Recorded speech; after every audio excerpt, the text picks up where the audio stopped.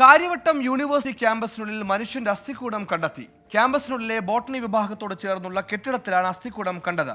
പോലീസും ഫയർഫോഴ്സും അസ്ഥികൂടം 15 അടി താഴ്ചയുള്ള കുഴിയിൽ നിന്നെടുക്കാൻ ശ്രമിച്ചെങ്കിലും ഇന്ന് നടന്നില്ല. നാളെയും ശ്രമം തുടരും.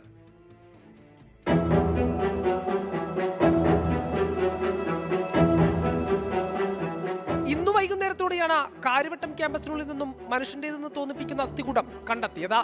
ബോട്ടണി വിഭാഗത്തോട് ചേർന്നുള്ള വാട്ടർ അതോറിറ്റിയുടെ പഴയ ടാങ്കിനുള്ളിലായിരുന്നു അസ്ഥികൂടം. വർഷങ്ങൾക്ക് മുമ്പ് വാട്ടർ അതോറിറ്റി ഉപയോഗിച്ചിരുന്ന കെട്ടിടമാണിത്. നിലവിൽ ഉപയോഗത്തിലില്ല. പ്രദേശം കാടുപിടിച്ചു കിടക്കുന്നതിനാൽ അങ്ങോട്ടാരും പോകാറുമില്ല. എന്നാൽ ക്യാമ്പസിലെ ജീവനക്കാർ അതുവഴി പോയപ്പോഴാണ് അസ്ഥികൂടം കണ്ടത്.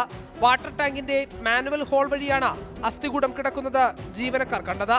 ഉടൻ തന്നെ കഴക്കൂട്ടം പോലീസും ഫയർഫോഴ്സും സ്ഥലത്തെത്തി പരിശോധന നടത്തി. ടാങ്കിനുള്ളിൽ 15 അടി താഴ്ചയിലായിരുന്നു അസ്ഥികൂടം. മതിയായ സുരക്ഷയില്ലാത്തതിനാൽ ഫയർഫോഴ്സിന് ഇറങ്ങാൻ കഴിയാത്തതിനാൽ അസ്ഥികൂടം പുറത്തെടുക്കാൻ സാധിച്ചില്ല.